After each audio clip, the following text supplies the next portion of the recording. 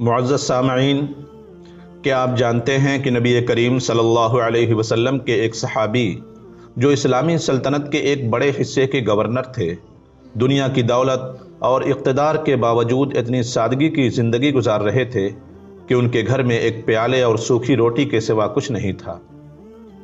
یہ دیکھ کر سیدنا عمر رضی اللہ عنہ کی آنکھوں سے آنسو بہہ پڑے۔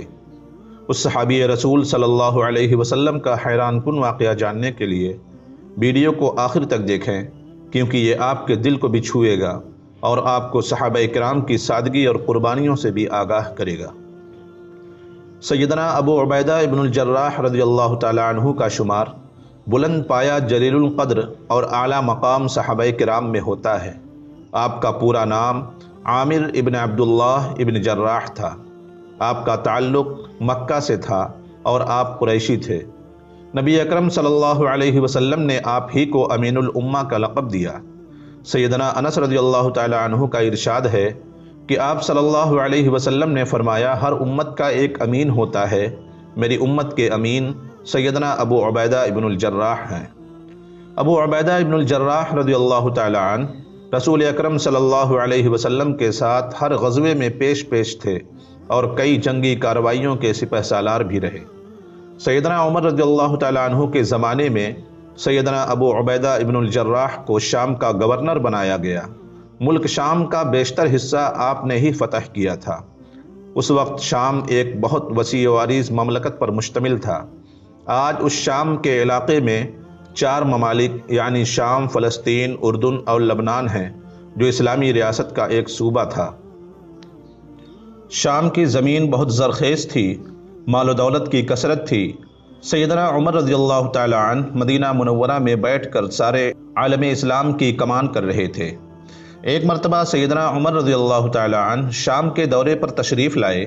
اسی دوران سیدنا عمر رضی اللہ تعالی عنہ نے کہا، اے ابو عبیدہ، میرا دل چاہتا ہے کہ میں اپنے بھائی کا گھر دیکھوں جہاں تم رہتے ہو، کیونکہ سیدنا عمر رضی اللہ تعالی عنہ کا خیال تھا کہ ابو عبیدہ اتنے بڑے صوبے کے بادشاہ ہیں، یہاں مال و دولت کی بارش ہے، اس لیے ان کا گھر بھی دیکھنا چاہیے کہ انہوں نے کچھ جمع تو نہیں کیا ہے۔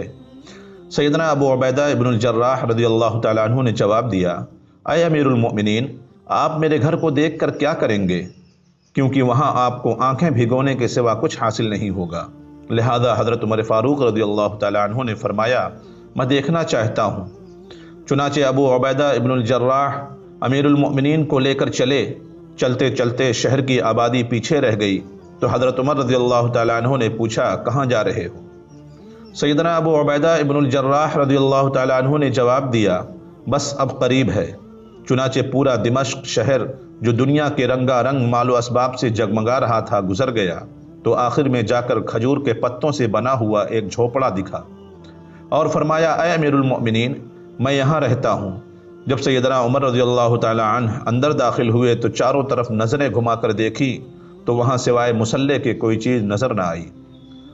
حضرت عمر رضی اللہ تعالی عنہ نے دریافت فرمایا، اے ابو عبیدہ، تم اس میں رہتے ہو؟ یہاں تو کوئی ساز و سامان، کوئی برتن، کوئی کھانے اور پینے کا انتظام نہیں، تم یہاں کیسے رہتے ہو؟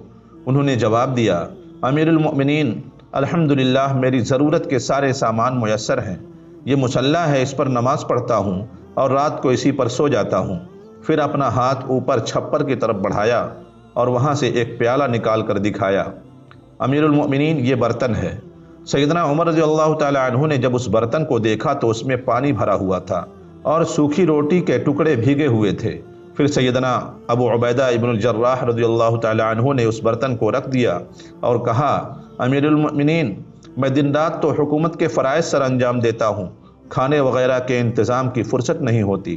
ایک خاتون 2-3 دن کی روٹی ایک دن میں پکا دیتی ہے، میں روٹی رکھ لیتا ہوں اور جب وہ سوکھ جاتی ہے تو اس کو پانی میں ڈبو دیتا ہوں اور رات کو سوتے وقت کھا لیتا ہوں۔ سیدنا عمر رضی اللہ تعالیٰ عنہ نے فرمایا، اے ابو عبیدہ، اس دنیا کے مال و دولت اور ریل پیل نے ہم سب کو بدل دیا ہے۔ اللہ کی قسم تم ویسے ہی ہو جیسے نبی کریم صلی اللہ علیہ وسلم کے زمانے میں تھے۔ یہ کہہ کر آپ کی آنکھوں میں آنسو آ گئے۔ حضرت ابو عبیدہ رضی اللہ تعالیٰ عنہ نے کہا، امیر المؤمنین، میں تو آپ سے پہلے ہی کہہ رہا تھا کہ میرا مکان دیکھ کر سوائے آنکھ بھگونے کے کچھ حاصل نہیں ہوگا۔ اللہ تعالیٰ ہم سبھی لوگوں کے دلوں میں صحابہ کرام رضوان اللہ تعالی علیہم اجمعین سے سچا عشق پیدا فرمائے، آمین یا رب العالمین۔